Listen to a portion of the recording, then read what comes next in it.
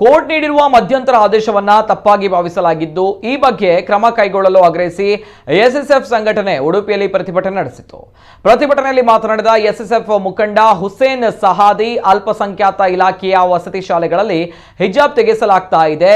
ಸಿಡಿಸಿ ಇರುವಲ್ಲಿ ಮಾತ್ರ ಹಿಜಾಬ್ ತೆಗೆಸಬಹುದು, ಆದರೆ ಕೋರ್ಟ್ ಆದೇಶ ಪದವಿ ಕಾಲೇಜಿಗೆ ಅನ್ವಯ ಆಗಲ್ಲ. ಆದರೂ ಪದವಿ ಕಾಲೇಜುಗಳಲ್ಲಿ ಪೊಲೀಸರ ಮೂಲಕ ಹಿಜಾಬ್ ತೆಗೆಸಲಾಗ್ತಾ ಇದೆ ಎಂದು ಆರೋಪಿಸಿದ ಅವರು, ಅಂತಹ ಕಾಲೇಜುಗಳ ವಿರುದ್ಧ ಕ್ರಮ ಕೈಗೊಳ್ಳಬೇಕು.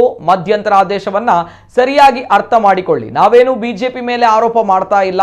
ಎಲ್ಲ ರಾಜಕೀಯ ಪಕ್ಷಗಳು ತಮ್ಮ ಮತಗಳಿಗೆ ಕಾಯುತ್ತಿರುತ್ತವೆ. ನಿರುದ್ಯೋಗ, ಬಡತನ ವಿಚಾರ ಈ ರಾಜಕಾರಣಿಗಳಿಗೆ ಬೇಡ. ಗಣರಾಜ್ಯೋತ್ಸವದಲ್ಲಿ ನಾರಾಯಣಗುರುಗಳ ಸ್ತಬ್ಧ ಚಿತ್ರಕ್ಕೆ ಅವಮಾನವಾಯಿತು. ಕರಾವಳಿ ಭಾಗದ ಬಿಲ್ಲವರಿಗೆ ಇದರಿಂದ ನೋವಾಗಿತ್ತು. ಕೇಂದ್ರ ಮತ್ತು ರಾಜ್ಯ ಸರ್ಕಾರದ ವಿರುದ್ಧ ಬಿಲ್ಲವರು ಎದುರು ಬಿದ್ದಿದ್ರು. ಈ ವಿಚಾರವನ್ನ ಮರೆಮಾಚಲು ಹಿಜಾಬ್ ವಿವಾದ ಆರಂಭಿಸಲಾಯಿತು.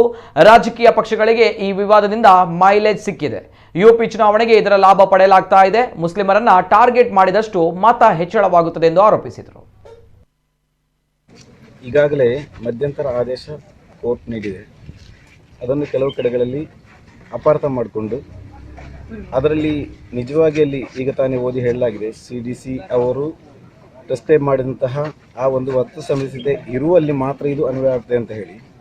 ಆದರೆ ಅದಲ್ಲದೆ ಕೆಲವು ಅಲ್ಪಸಂಖ್ಯಾತ ಇಲಾಖೆಯ ವಸತಿ ನಿಲಯಗಳಲ್ಲೂ, ಅದಲ್ಲದಂತಹ ಡಿಗ್ರಿ ಕಾಲೇಜ್, ಅಶ್ವಥ್ ನಾರಾಯಣರವರು ಹೇಳಿದ್ದಾರೆ ಆಲ್ರೆಡಿ, ಡಿಗ್ರಿ ಕಾಲೇಜುಗಳಲ್ಲೂ ಇದು ಅನ್ವಯ ಆಗೋದಿಲ್ಲ ಅಂತ ಹೇಳಿ. ಅಲ್ಲೂ ಸಹ ಕೆಲವೊಂದು ಪೊಲೀಸರ ಮೂಲಕ ಅದನ್ನು ತಡೆಯುವ, ಅದೇ ರೀತಿ ಬಲವಂತವಾಗಿ ಈ ಹಿಜಾಬನ್ನು ತೆಗೆಸುವಂತಹ ಒಂದು ಕೆಲಸ ನಡೀತಾ ಇದೆ.